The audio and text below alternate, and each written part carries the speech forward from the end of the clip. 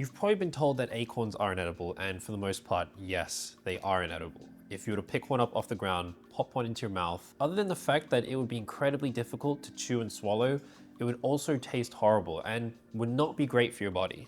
Because acorns are packed with what are called tannins. Like that stuff you hear wine snobs talking about in their glass of 2020 vintage red. Very simply put, tannins are polyphenols, which are compounds found in plants that give off a bitter taste and astringent mouthfeel. And while polyphenols can be good for the body, acting as antioxidants, just like a lot of great things in this world, too much can be toxic for you as well. So with acorns packed with tannins, they not only supposedly taste incredibly bitter, they would also make you pretty sick.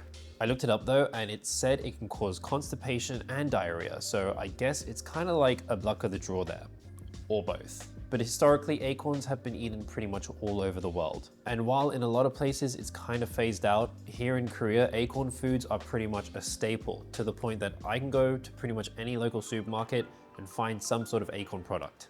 Most popular here in Korea is acorn jelly, which is also known as dotorimuk, and it can be a part of a side dish, but also be a part of a main dish. What it is though, is one of my favorite side dishes in Korean food. It's made by cooking acorn starch powder with water until thick, and then letting it cool until it solidifies into a jelly. And then it can be served with a little bit of sauce as a side dish, in a soup as a sort of alternative to noodles, or my favorite way, mixed with salad greens and a spicy tangy dressing called dotorimuk muchim. So the first step in making acorn jelly is to extract the starch from the acorns while leaving out as much of the constipation or diarrhea inducing tannins out. But to even attempt that, I'm gonna need to source some acorns, and while I could go out and pick up a bunch of acorns, there are a couple of reasons I won't be doing that. One, I don't even know if there's any oak trees that drop acorns near me. Two, it's not the season at the moment for acorns. And three, even if it were the season and I could find a tree, competition from other elderly Korean women foraging for their own acorns would be quite tough. So I decided to source them the Gen Z way, by buying them online and having them delivered right to my door. Anyway, I managed to buy 2 1-kilogram bags of acorns, which I kept in my freezer until I was ready to use them. But thinking back now, they're acorns and I could have just kept them dry in the pantry. But it also turns out there's different types of edible acorns in Korea. There are ones that look more like the classic acorn that I'm more familiar with, which are a little more slender and pointy. But there's also ones that are more round and bulbous, which look like they would be better for my purposes because they just look like they have a little bit more acorn meat on their little acorn bones. Now, I tried to figure out the best way to go about cracking all these acorns open, and it took me a couple attempts and a bit of online research. I started off by soaking the acorns in water for a day, hoping that they would peel super easily once they were fully soaked, but that didn't work at all. After maybe managing to crack only a handful of acorns open and extract the meat inside, I decided to dry them out again, which made them a little easier to crack since the shells were now brittle again. First, I tried cracking them in small batches in my mortar and pestle, but that just sent acorns flying everywhere. And it was also super slow. So I decided to throw them into the largest mesh filter bag I have, and then use the wooden pestle to bash the acorns open. And that worked pretty well on most of the acorns, while some of the tougher ones stayed uncracked. And this seemed like a great idea if I just wanted to sit there and shell a couple hundred acorns by hand. I had to figure out something better though, because the nails on my thumbs were starting to bleed from having to pick the shells off of these acorns. So I went back to the internet, trying to find the best way just to shell these acorns. And I just couldn't understand how other people were making shelling these acorns look like no big deal. Unless it is really just that hard and time consuming. Until I found what I was looking for, an easier way to do this that won't destroy my hands. So I soaked the acorns again overnight and then added them to a blender with water, and just blended the whole acorns with the water, and then ran it through a sieve to separate the liquid from the solids. I did this with the acorns, which took a couple rounds of blending, which left me with this brown liquid, which now should just contain the starch along with some of the acorn tannins. But I still need to remove more tannins from this, so I ran it through a finer sieve and then some cheesecloth to really get as much of those larger solids out as I could. At this point, some of the starch was already settling to the bottom of the jug, so I had to shake it up a little bit before pouring it into this container, which I'm gonna use to settle the starch overnight. And what I mean by that is just leaving this out for all the starch to sink to the bottom of the container, after which I can pour out the liquid from the top, leaving just the starch in the bottom. With mostly just starch and a little bit of the water left over in the container, I added a batch of fresh water and then let the starch settle overnight again. This is essentially washing the starch because we want to remove as much of the tannins as we can. I also did a little bit more research and found out that a taller container could help the starch settle faster, so I transferred it all to a tall glass container and then let it settle overnight again. With the water that I poured off initially, I felt like there was still some starch in there as well, so I also let that settle a bit more, which did produce a little bit more starch. So after pouring off the brown water on top of both containers, I combined them and then I did one last wash with fresh water overnight. And to finally reveal the starch, I poured out as much water as I could without disturbing the starch at the bottom. And then to a sheet pan with a large surface area, I transferred that starchy sludge in the bottom of the jar and just set it somewhere warm with a fan blowing over top to evaporate the last remaining bit of water. And once the starch had dried out completely, I noticed this sort of skin on the top, which was a lot darker than the starch underneath. I figured this was probably just the leftover tannins, which to my surprise, flaked off really easily with just a little shake of the container. So I was able to remove it with ease, and now what I'm left with is what we call dotorigaru in Korean, or acorn powder. And this is essentially what's gonna make our acorn jelly. Making the actual acorn jelly is by far the easiest part of this process. Even though I've only done this once or twice in my life, it's easy enough that I don't really need to do any research. I added the acorn powder to a saucepan along with some water and started to heat that up. I'll be honest, I didn't measure out how much acorn powder I ended up using, but it's recommended to use about 1 part powder to 10 parts water. And as that comes up to temperature, it'll start thickening, at which point I'll add a dash of sesame oil and a pinch of salt. I'll keep cooking that for about another 10 minutes while constantly mixing, and then transfer it to a container which I've wiped down with oil to prevent this sticking to the container. I'll cover that container and then set it in the fridge overnight. Which brings me to today. Let's crack open this acorn jelly and compare it to this ready-made acorn jelly that I picked up in the supermarket and see if it's really worth making it yourself or just buying it ready-made. I'm really happy with how this solidified in the container here. I was kind of worried that maybe it would be too watery or maybe just stay as like a sludge, but we've got some nice jellification there. That's staying nice and solid.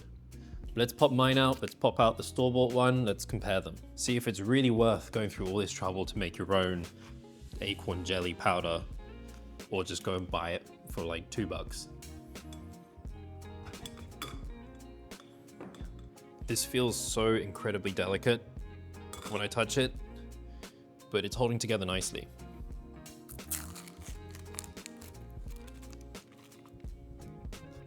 Oh man, I can already feel a difference between mine and the store-bought one. This is a store-bought one, very solid, very firm, but mine has got quite a bit of jiggle to it. I'm wondering if I didn't use enough powder, but let's see, maybe mine tastes better. This is actually a special knife just for cutting this kind of acorn jelly. It's got sort of like a zigzaggy pattern, which basically adds some like surface area texture, which I guess helps sauce stick to it and also helps it make it easier to pick it up as well, because this is almost impossible to pick up if you're not very good at using chopsticks. First, let's try the store-bought stuff. Very firm, almost like, I don't know how to describe that. You see how firm that is there? Let's try it out. It kind of breaks apart in your mouth, like really unsatisfyingly, and it's also got no real taste to it. It tastes really like watery still, kind of like it's been washed down. Not very super pleasant, but let's try my one. And you can see that's a lot floppier, even though it's a thinner piece, but that's a whole lot floppier there.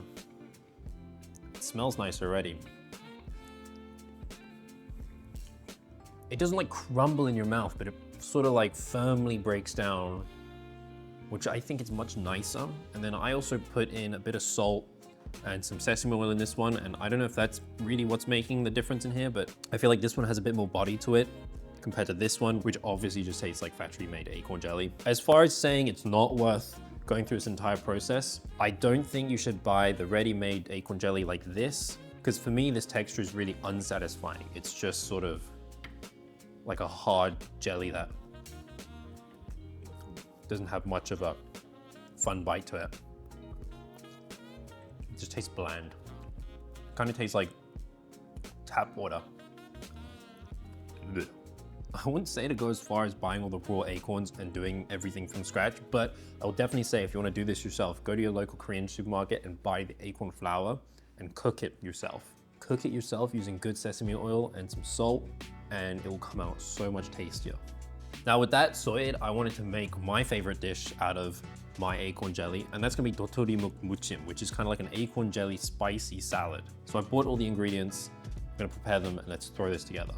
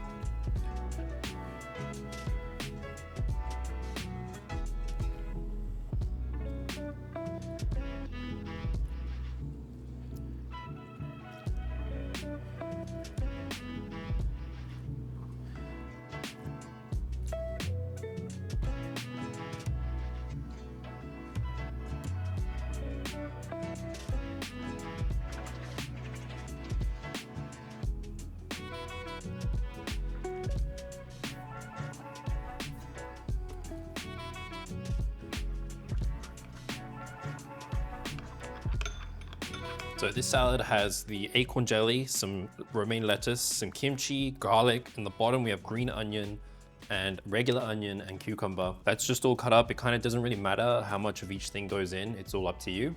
I'll just dump that all into a big bowl, because it's just gonna make mixing this a lot easier.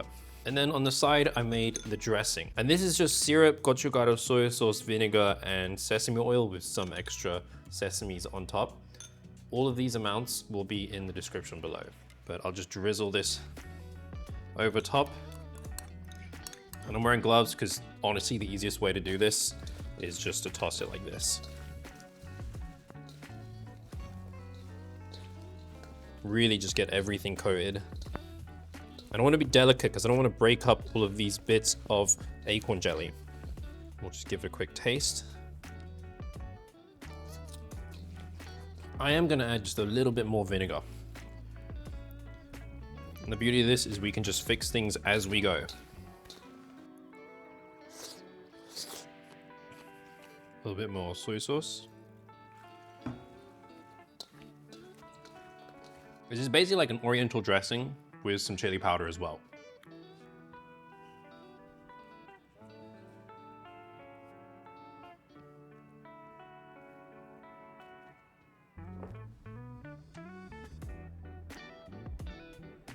In this salad, the actual acorn jelly doesn't do much in terms of flavor, but it is really just kind of like a fun texture, and it takes on the flavor of the sauce it uses as well. It just adds a nice balance to the crunchy cucumber and salad in here as well. And you know what? This isn't the best dotorimuk muchim that I've ever had, but I'm happy with it. There are definitely some restaurants that make really good dotorimuk muchim. It's one of those things in Korea that I don't even attempt to make at home because these restaurants do it so well.